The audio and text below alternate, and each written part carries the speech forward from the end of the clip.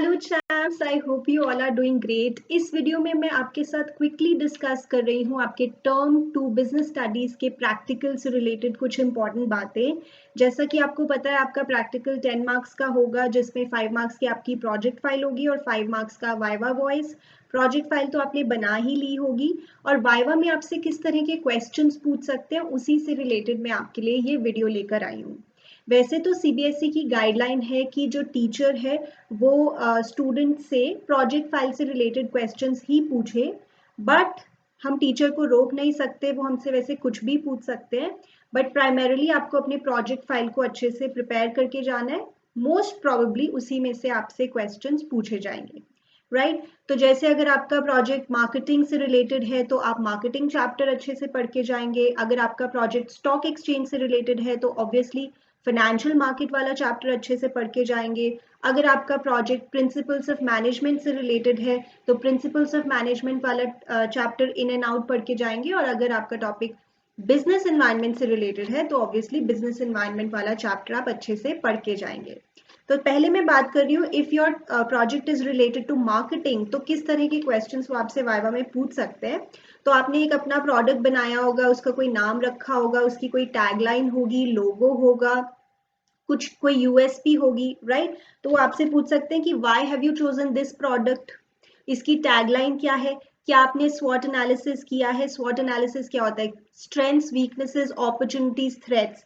आपके कंपेटिटर्स कौन है, आपने कॉस्ट ऑफ प्रोडक्शन कैसे कैलकुलेट की है, आपका प्रॉफिट मार्जिन क्या है, what is the selling price for the customer, selling price for the retailer, selling price for the wholesaler, आपके प्रोडक्ट का नाम क्या है, ऑफ कोर्स फीचर्स क्या है, इसकी यूएसपी क्या है, इसकी खास बात क्या है, what is the unique selling proposition, इसका मार्क क्या है, लोगो क्या है आपके प्रोडक्ट का, वो क्या कन्वे कर रहा है, आप अपने प्रोडक्ट को कैसे प्रमोट करते हो, which promotional tool are you using, आप कौन सा चैनल ऑफ डिस्ट्रीब्यूशन यूज करते हो और यही चैनल ऑफ डिस्ट्रीब्यूशन क्यों यूज करते हो, आपने अपने प्रोडक्ट का प्राइस कैसे फिक्स किया है, एंड प्राइस फिक्स करने से पहले किन बातों को ध्यान में रखा है। जैसे आपकी बुक में भी है factors affecting the price of a product, जिसमें हम बात करते हैं product cost, utility and demand, competition in the market, government and legal regulations, then your pricing objectives. फिर आपके प्रोडक्ट की पैकेजिंग के बारे में बात कीजिए, लेबलिंग के बारे में बात कीजिए, मार्केट क्या होती है, मार्केटिंग मैनेजमेंट क्या होती है, what can be marketed, marketing selling में क्या बेसिक डिफरेंस है, एडवर्टाइजिंग और पब्लिसिटी में क्या बेसिक डिफरेंस है। वैसे तो पब्लिसिटी अब आपके सिलेबस से डिलीट हो चुका है, but again as I said हम टीचर को रोक नहीं सकते, एक बार रफ आइडिया लेकर जाइए। What is the full form of FMCG, fast moving consumer goods. Digital marketing क्या होती है? जैसे आजकल हम अपने प्रोडक्ट्स को प्रमोट करने के लिए इंटरनेट यूज करते हैं, सोशल मीडिया यूज करते हैं, लाइक फेसबुक, ट्विटर, इंस्टाग्राम। क्या आपने अपने प्रोडक्ट के लिए कोई परमिशंस या लाइसेंसेस भी लिए हैं गवर्नमेंट से? ब्रांड नेम क्या होता है, 4 Ps क्या होते हैं मार्केटिंग मिक्स के, प्राइसिंग स्ट्रैटेजीज क्या होती है, प्राइस स्कीमिंग, जिसमें आप स्टार्टिंग में ज्यादा प्राइस सेट करते हो, धीरे धीरे उसे कम कर देते हो, जैसे एप्पल आईफोन। पेनिट्रेटिंग प्राइसिंग मतलब स्टार्टिंग में आप कम प्राइस सेट करते हो, धीरे धीरे बढ़ा देते हो। Who is the father of marketing management? Philip Kotler. Sales promotion क्या होती है, पर्सनल सेलिंग और एडवर्टाइजिंग में बेसिक डिफरेंस क्या होता है, मार्केट ऑफरिंग क्या होती है, फीचर्स ऑफ मार्केटिंग क्या होते हैं, फंक्शंस ऑफ मार्केटिंग क्या होते हैं, आप कौन सा ट्रांसपोर्ट का चैनल यूज करते हो, वेयर हाउसेज आपके कहाँ कहाँ पे लोकेटेड है, क्या आपका प्रोडक्ट कोई सोशल मैसेज कन्वे कर रहा है, राइट? सो इस तरह के क्वेश्चंस आप प्रिपेयर करके जाएं। चलिए अब देख लेते हैं, अगर आपका प्रोजेक्ट स्टॉक एक्सचेंज से रिलेटेड है तो वो आपसे किस तरह के क्वेश्चंस पूछ सकते हैं। वैसे सीबीएसई ने क्लियर किया है कि वो एक्सपेक्ट करते हैं कि बच्चे को बेसिक कॉन्सेप्ट्स पता हो, बेसिक टर्म्स पता हो स्टॉक एक्सचेंज से related, and students should also develop a habit of reading business news papers, watching business news channels, and also they should seek information from their elders. So basic terms, I'll give you some examples. जैसे what is primary market and secondary market, another name of primary market new issues market, secondary market का another name stock exchange. Stock exchange क्या होती है? According to Securities Contract Regulation Act 1956, it is a body of individuals, whether incorporated or not, created for the purpose of assisting, regulating and controlling the business of buying and selling securities. So ये आपकी book से ही definition है। Functions of stock exchange very important, functions of SEBI very important. Again SEBI कब form हुआ था और क्यों form हुआ था? सो सेबी वैसे फॉर्म हुआ था 1988 में, बट इसे स्टैट्यूटरी स्टेटस मिला था 1992 में। फुल फॉर्म क्या होती है? एनएससी बीएससी की, national stock exchange, Bombay stock exchange. Stock exchange sensitive index, National Stock Exchange 50, this is the full form, SEBI Securities Exchange Board of India. Mid cap companies कौन सी होती है, लार्ज कैप कंपनीज कौन सी होती है? जैसे mid cap छोटी small sized companies हैं थोड़ी, और लार्ज कैप बड़ी कंपनीज हैं. ये कैप वर्ड मार्केट कैपिटलाइजेशन से बना है. मार्केट कैपिटलाइजेशन क्या होता है? The number of shares into market price पर शेयर. जितना ज्यादा मार्केट कैप होगा उतनी बड़ी कंपनी मानी जाती है. What is speculation? Bullish market, bearish market क्या होता है? बुलिश मार्केट जब प्राइसेस बढ़ रहे होते हैं, बियरिश जब कम हो रहे होते हैं. ऐसा नाम क्यों है? क्योंकि बुल जो एनिमल है वो हमेशा अपने हॉर्न्स हवा में लेकर जाता है अगर उसको अटैक करना है, और जो बियर है वो अपने पॉज डाउन लेके जाता है. That's why bullish and bearish word. New York stock exchange, bridge financing क्या होता है? कई बार कंपनीज के पास इतना भी पैसा नहीं होता कि वो अपनी फ्लोटेशन कॉस्ट मीट कर पाए, तो फ्लोटेशन कॉस्ट मीट करने के लिए वो इशू करती है commercial paper. This is called bridge financing. Big bull of India या वॉरेन बफे ऑफ इंडिया किससे कहा जाता है? राकेश झुनझुनवाला को. फाइनेंशियल मार्केट और स्टॉक एक्सचेंज में से ब्रॉडर कॉन्सेप्ट कौन सा आपको पता है? फाइनेंशियल मार्केट दो तरह की होती है, मनी मार्केट, कैपिटल मार्केट. और कैपिटल मार्केट आगे दो तरह की होती है, प्राइमरी मार्केट, सेकेंडरी मार्केट, जिसमें से सेकेंडरी मार्केट को स्टॉक एक्सचेंज कहा जाता है. यानी स्टॉक एक्सचेंज एक नैरो कॉन्सेप्ट है, फाइनेंशियल मार्केट एक ब्रॉडर कॉन्सेप्ट है. Stock exchange is a part of financial market. Rights issue क्या होते हैं? प्राइवेट प्लेसमेंट क्या होती है? बेसिकली मेथड्स ऑफ फ्लोटेशन जो आपकी बुक में 5 हैं. Also offer through prospectus, offer for sale, EIPOs. Bonus shares क्या होते हैं? EPS कैसे कैलकुलेट होता है? Earning per share. दलाल स्ट्रीट कहाँ है? जहां बॉम्बे में बॉम्बे स्टॉक एक्सचेंज लोकेटेड है, उस जगह को दलाल स्ट्रीट कहते हैं. प्रो रेटा अलॉटमेंट क्या होती है? डिविडेंड अगर आप पे करते हो तो इसका आपके शेयर प्राइस पे क्या फर्क पड़ सकता है? So other things remaining constant, अगर आप अच्छा डिविडेंड देते हो तो आपका शेयर प्राइस बढ़ेगा. जैसे निफ्टी जो इंडेक्स है वो NSE का इंडेक्स है, जिसमें 50 बड़ी कंपनीज की वेटेड एवरेज से निकाला जाता है ये index. Sensex is the index of BSE, जिसमें 30 बड़ी कंपनीज की वेटेड एवरेज से निकाला जाता है ये इंडेक्स. T+2 रोलिंग सेटलमेंट क्या होता है? ट्रेड डेट प्लस 2 डेज में आपकी सेटलमेंट हो जाएगी. टाइमिंग क्या होता है स्टॉक एक्सचेंज का? 9:15 to 3:30 PM, 9:15 AM to 3:30 PM, Monday to Friday. Nasdaq क्या होता है? जैसे यूएस में दो बड़ी जो स्टॉक एक्सचेंजेस हैं, अगर इंडिया में बात करें जैसे BSE, NSE, ऐसे ही यूएस में NYSE, न्यूयॉर्क स्टॉक एक्सचेंज, और NASDAQ, national association of securities dealers automated quotations, ये आपकी बुक में ही मेंशन्ड है. सर्किट कब अप्लाई होता है? When there is a substantial increase or decrease in the price of shares. 2 depositories India में कौन सी है? NSDL और CDSL. NSDL को प्रमोट करता है NSE और CDSL को प्रमोट करता है BSE. और कुछ बेसिक टर्म्स मैं आपको दिखाती हूँ आपकी बुक से, जैसे ये आप एक बार पढ़ के जाइए. बदला, odd lot trading, penny stocks, right. Brief history भी थोड़ा सा देख के जाएं स्टॉक एक्सचेंज की, ये भी आपकी बुक में है.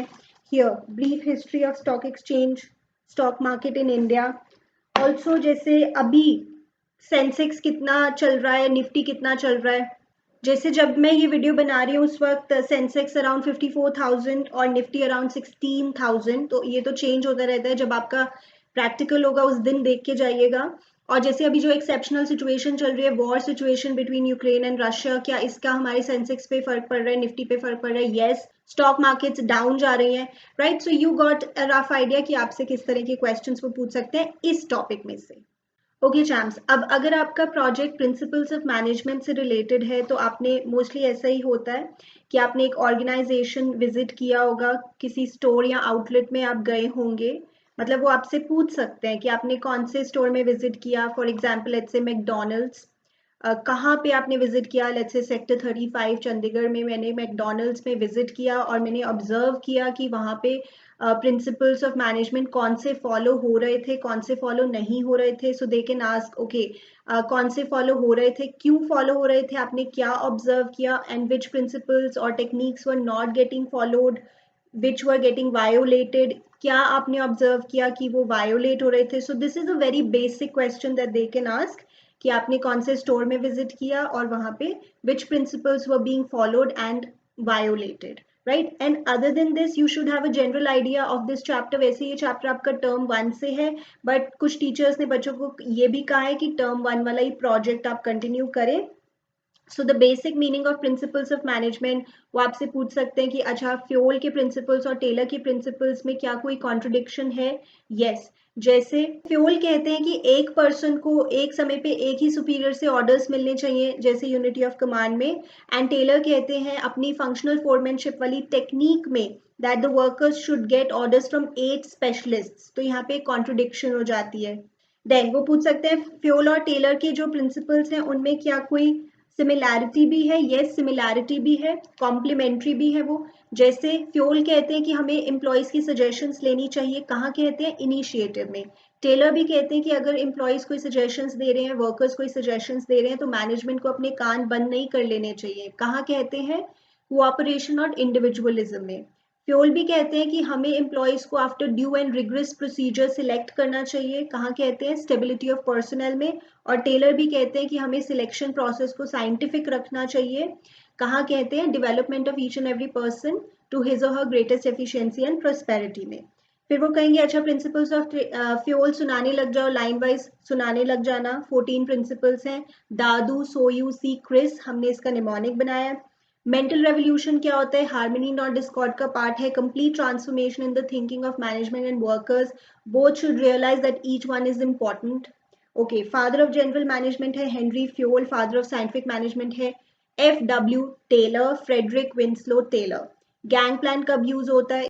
In case of emergencies. Differential piece wage system क्या होता है? टाइम स्टडी, मोशन स्टडी में क्या डिफरेंस है? स्पेशलाइजेशन कैसे आती है डिविजन ऑफ वर्क से? Unity of command, unity of direction में क्या बेसिक डिफरेंस है?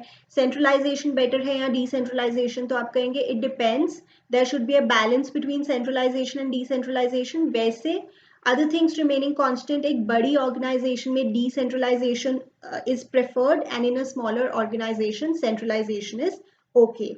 एंड अगर हम अपनी कंट्री में पॉलिटिकल सिस्टम की बात करें तो हम डिसेंट्रलाइजेशन फॉलो करते हैं। जैसे panchayat at the village level, it signifies कि हम डिसेंट्रलाइज करते हैं पावर्स को।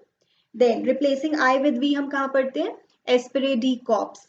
एग्जेम्पलरी बिहेवियर अगर मैनेजर शो करता है तो उसका स्टेचर बढ़ता है in the eyes of the management, तो ये होता है subordination of individual interest to general interest. और जो टेलर और फ्योल के बीच में डिफरेंस दिया हुआ है आपकी बुक के टुवर्ड्स द एंड, वो भी आप अच्छे से पढ़ के जाएं। सो जो भी आपने अपने प्रोजेक्ट में लिखा है उसको भी अच्छे से पढ़ के जाएं। मेन मैंने आपको बता दिया कौन से स्टोर में विजिट किया, वहां पे कौन से प्रिंसिपल्स फॉलो हो रहे थे, कौन से नहीं हो रहे थे, एंड रीजन। और चैम्प्स, अगर आपका प्रोजेक्ट बिजनेस एनवायरनमेंट से रिलेटेड है तो ये तो बहुत ही ज़्यादा स्पेसिफिक हो जाता है। आपके पास टोटल 12 टॉपिक्स हैं जिसमें से आपने 1 चूज किया होगा और उस पर पूरा प्रोजेक्ट बनाया होगा। तो इस केस में आपको बिल्कुल अपनी प्रोजेक्ट फाइल से पढ़ के जाना है अच्छे से, और बिजनेस एनवायरनमेंट चैप्टर का एक ब्रॉड आइडिया होना चाहिए। For example, changes witnessed over the last few years on the mode of packaging and its economic impact. तो इसमें वो पूछ सकते हैं ओके आपने किस प्रोडक्ट की पैकेजिंग को एनालाइज किया है, how the packaging has changed over the years. So in this case you have to stick to your file, and जो भी कंटेंट आपने वहां लिखा है you should be well aware of that. Okay, so conclusion ये है कि आपको बिल्कुल भी घबराना नहीं है। अगर आप अच्छे से पढ़ के जाएंगे, कॉन्फिडेंट होके आंसर करेंगे तो आपके ज़रूर 10 on 10 लग जाएंगे। ज़्यादा स्ट्रेस लेने की ज़रूरत नहीं है। अभी तक आपके प्री बोर्ड्स भी हो चुके होंगे, या आपको इस समय तक एक जनरल आइडिया होता ही अपने पूरे सिलेबस का, तो you do not have to worry. Just जो मैंने यहाँ पे आपको बताई हैं चीज़ें वो आप ध्यान से करके जाएं, तो आई एम श्योर आपका बहुत अच्छा होगा प्रैक्टिकल। और जब हो जाएगा तो मुझे कमेंट सेक्शन में ज़रूर बताइए कि कैसा हुआ और इस वीडियो ने आपको हेल्प किया या नहीं। So all the very best, मिलते हैं अब नेक्स्ट वीडियो में।